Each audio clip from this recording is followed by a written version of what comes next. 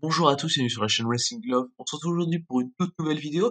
Alors c'est une vidéo dans laquelle on va parler de Tokyo Joshi Pro Wrestling. Dans cette vidéo, nous allons faire la preview du prochain gros show de la Tokyo Joshi Pro, le troisième vrai gros show de l'année pour TJP. On avait eu en janvier Tokyo Joshi Pro 21.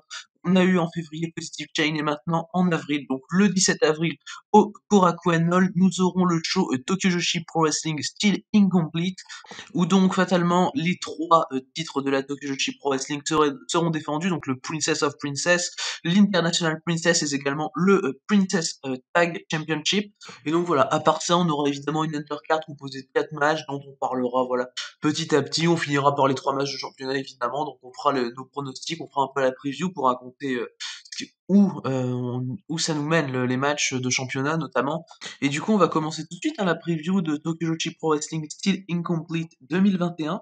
Et donc, on va commencer la preview avec le premier match du show. Le premier match du show, ce sera un match par équipe avec Sena Shiori et Marika Kobashi qui vont affronter Moka Miyamoto et Arisu Endo. Donc, Arisu Endo, je rappelle, c'est une rookie à la TJP, tout comme Moka Miyamoto.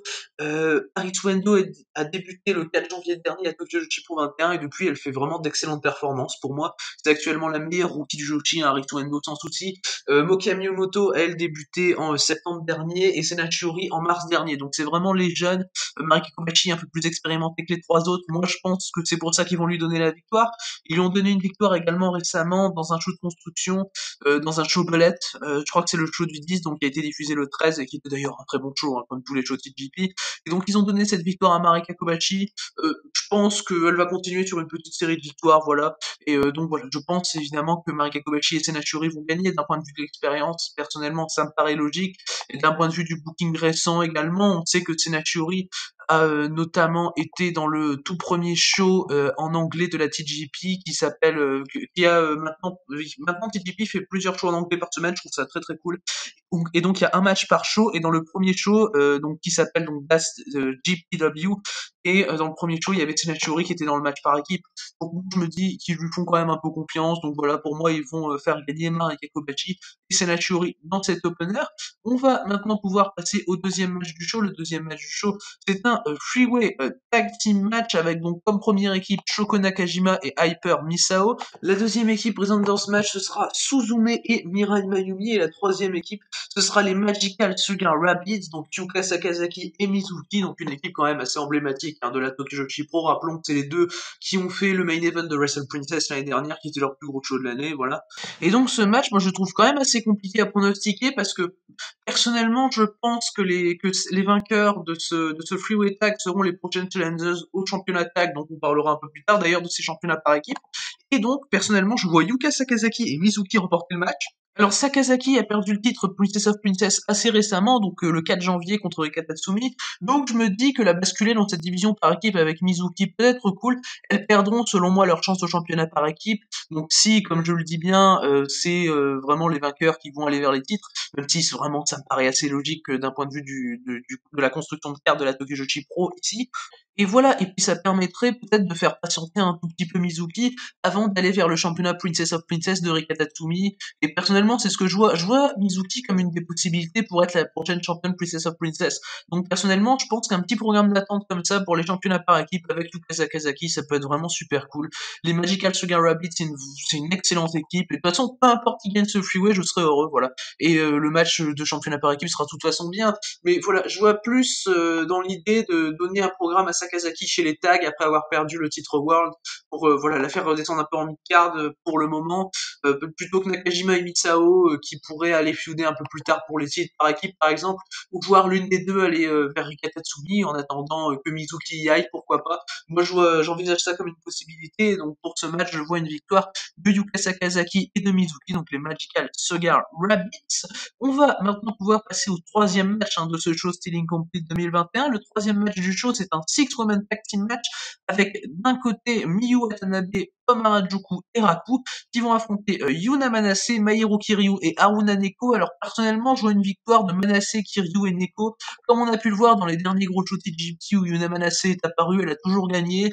Même quand il y a eu un changement de carte, par exemple avec une blessure, je crois que c'était Marika Kobashi pour le show du 4 janvier, si je dis pas de bêtises, et Yuna Manase avait été à sa place, et du coup, bon, je pensais que son équipe allait perdre, mais du coup, qu'il y avait Manase, elles ont gagné, parce que Manase gagne chez TGP, et voilà, moi, ça me paraît logique, en tout cas, qu'ils vont faire gagner Manase.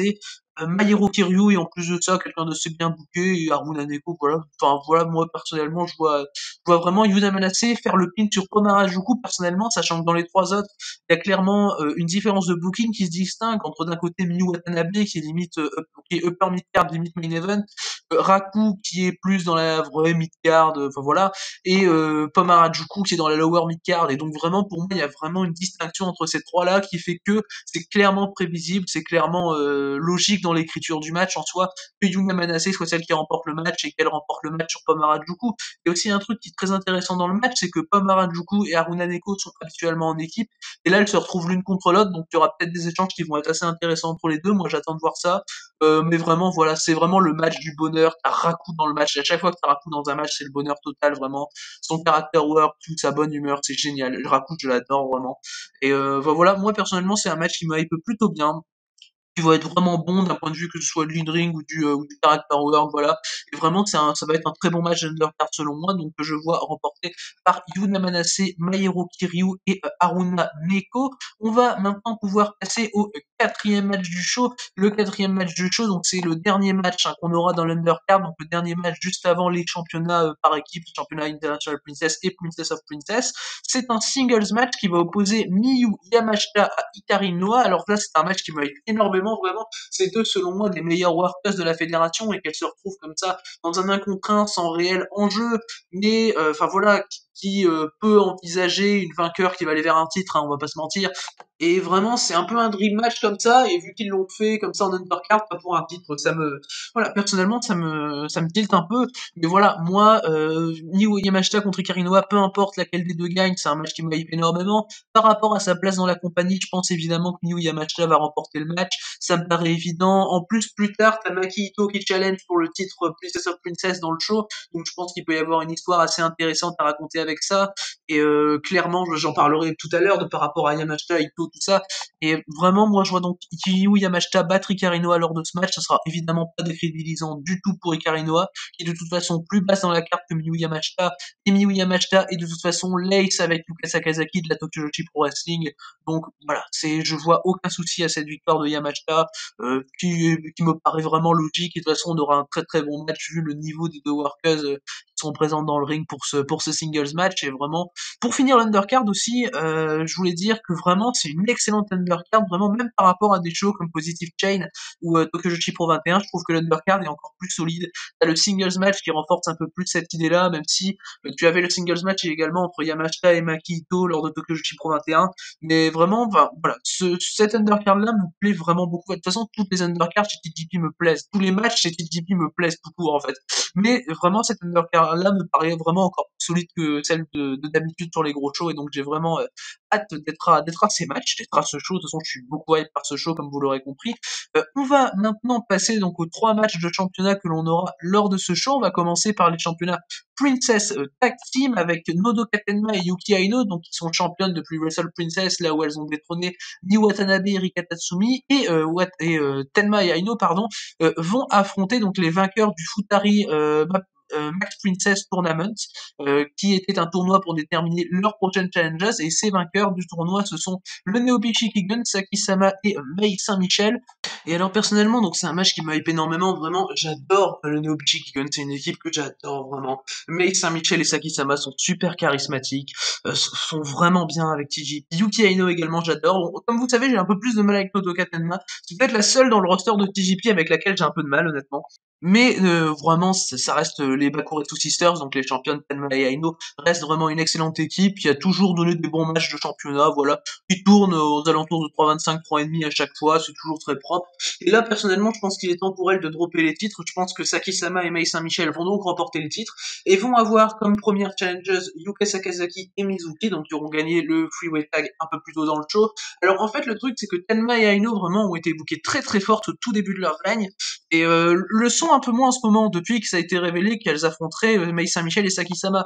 Du coup, je me dis qu'on est vraiment sur une fin de cycle, sur une fin de règne pour les Bakuretsu Sisters, et vraiment, la seule équipe qui est selon moi buildée assez forte pour aller les battre, c'est le Neo Gun, et personne d'autre selon moi. Les autres grosses équipes, bon, à part évidemment les Magical Sugar Rabbits, ont eu leur chance au championnat.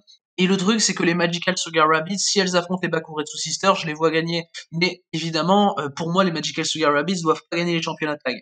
Donc, je partirai plus sur une victoire du Neo Gun, qui validerait donc leur première défense contre le Magical Sugar Rabbits, et on continuerait comme ça les programmes par équipe. De toute façon, il y a beaucoup d'équipes possibles à la TGP, il y a beaucoup de storylines qui peuvent être créées. Et moi, personnellement, les tags, c'est une utilisation de titres qui me plaît.